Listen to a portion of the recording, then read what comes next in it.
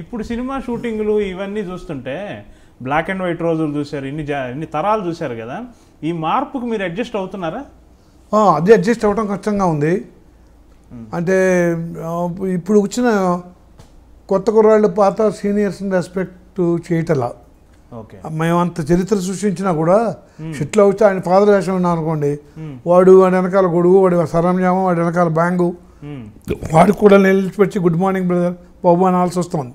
పేర్లు అనవసరం. వాడు 2 ఏళ్ళ తర్వాత ఉంటాడో ఉంటలే తెలియట్లా. మేము ఇన్నాళ్ళు ఉన్నామంటే మరి ఎంత సిన్సియరిటీ, ఎన్ని డిసిప్లిన్లు, క్రమశిక్షణ, ఎంత వాళ్ళ దగ్గర నుంచి పెద్ద రామారావు నాగేశ్వర వాళ్ళ దగ్గర నుంచి ఎన్ని నేర్చుకున్నాం. ఎంత డైలాగ్ నేర్చు కాదు, అసలు డిసిప్లిన్, అసలు ఒక యాక్టింగ్ అంటే ఎంత సీరియస్గా తీసుకోవాలి, మనం నిలబడాలంటే మరి అది కనపట్టలేదు. సీజనల్ గ్లామర్ లాగా వచ్చేస్తుంది. ఓ సినిమా హిట్ అవ్వగానే వాడు ఎమ్మడి పడుతున్నారు. వాడు ఎమ్మడగానే వెనకాల ఎక్కువ వాళ్ళు వీళ్ళు కాస్ట్యూమ్స్ను గొడవలు పెట్టేవాళ్ళు, కుర్చీలు వేసేవాళ్ళు, వచ్చేవాళ్ళు, క్యారవాన్లు, కల్చర్ అంతా వచ్చేసింది.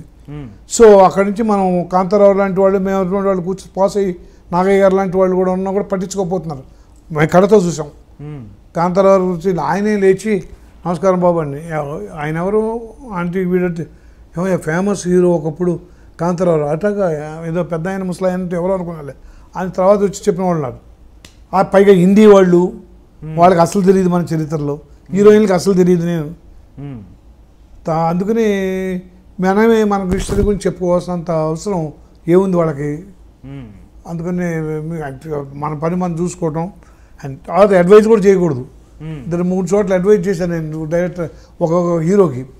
మంచి సీన్ అయ్యా ఇది, మా కాలంలో అయితే వదిలిపెట్టే మా పెద్ద సీనియర్స్ అంత లూజ్గా చెప్తున్నామేంటి, డైలాగ్ ఇన్వాల్వ్ అవ్వాలి, ఇక్కడి నుంచి చెప్పాలి అని చెప్పి రెచ్చగొట్టేవాళ్ళు. మాలో నుంచి ఆర్టిస్ట్ని బయటికి తీసుకురావడానికి ప్రయత్నించేవాళ్ళు. మరి మీరేంటి ఇంత లూజ్గా చెప్పి నేను ఏదో స్టైల్గా మా స్టైల్కి అలవాటు పడ్డారండి జనం అన్నాడు. అతనికి కాదు, ఇట్లా చెప్తే మన ఇద్దరు కాంబినేషన్ బాగుంటుంది సీను అన్న. డైరెక్టర్ తెలియకుండా డైరెక్టర్ దగ్గరికి వెళ్ళి నా మీద కంప్లైంట్ చేశాడు. అందుకనే ఈ సీనియర్ ఆర్టిస్టులు పెట్టద్దయ్యా, చేదస్తాం, ఎక్కడో ఉన్నారు ఇంకా 30 సంవత్సరాల క్రితం, ఇంకా యాక్టింగ్ ఏదో sincere, dialogue, modulation, diction, punctuation, ఏంటి ఇవన్నీ ఎవరికి కావాలి ఇవన్నీ అనంటే నేను మా ఆయన వచ్చి దౌన పెట్టి బాబు ఆయన జోలికి వెళ్ళకండి, నన్ను తీసేస్తాడు ఆయన, ఆ హీరో పెద్దాడు, నేనేదో ఉన్నాను బాబు, మీరు ఆయనకేం చెప్పొద్దండి. పొరపాటు సార్ చెప్పడం పొరపాటు. ఏమిటో మంచి పేరు అతనికి వస్తుంది, నాకు వస్తుందని, డైలాగ్ డిక్షన్లో ఇద్దరు మంచి సీన్ పోతుందని ఇట్లా చెప్పు బాగుంటుందేమో ట్రై చేయన్నాను. అది గిల్టీగా ఫీల్ అయ్యాడు. సో అప్పటి నుంచి ఇటువంటి చిన్న చిన్న చేదోరుమాలు చాలా ఉన్నాయి. అందుకనే నేను చాలా మన పని ఏదో మనం చూసుకురావటం, అడ్జస్ట్ అవుతున్నా కానీ సరిగ్గా ఉపయోగించుకోవట్లేదే అనేది చాలా నిత్యదగ్గరం అయిపోయింది నాకు. ఏమో ఇది చేనులో ఈ 4 డైలాగులు చెప్పడానికో లేకపోతే 2-3 సీన్లు చేయడానికి నన్ను ఎందుకు అడుగుతున్నారు? మీరు వచ్చి అడిగితేనే కదా, నేను మిమ్మల్ని అడగల. నేను వేషం సరిగ్గా అటువంటి తర్వాత వేషం బాగాలేదు, ఏదైనా ఎన్ని సీన్లు ఉన్నాయి, ఏమైనా మంచి ఇంపార్టెంట్ అయినా కనుక్కుని వేస్తున్నా. కానీ కనుక్కున్నా బాగుందని చెప్తారు, అక్కడ వెళ్ళిన తర్వాత ఎడిట్ చేయరు. చూడండి తీసినా చివరిలో వాడికి ఎడిటింగ్లో ఉంటుందో లేదో తెలియదు. ఇప్పుడు ఆక్సిజన్ అని ఒకటి దాంట్లో చాలా మంచి సీన్లు చేసాం. గోపిచంద్ హీరో, ఆక్సిజన్ అని రత్నం. అదే రత్నానికి మంచి ముందు బృందావన్ కాలనీ మీరు చూసే ఉంటారు. వాళ్ళ అబ్బాయి అయితే మంచి ఫాదర్ వేషం, దీంట్లో కూడా ఫాదర్ వేషం.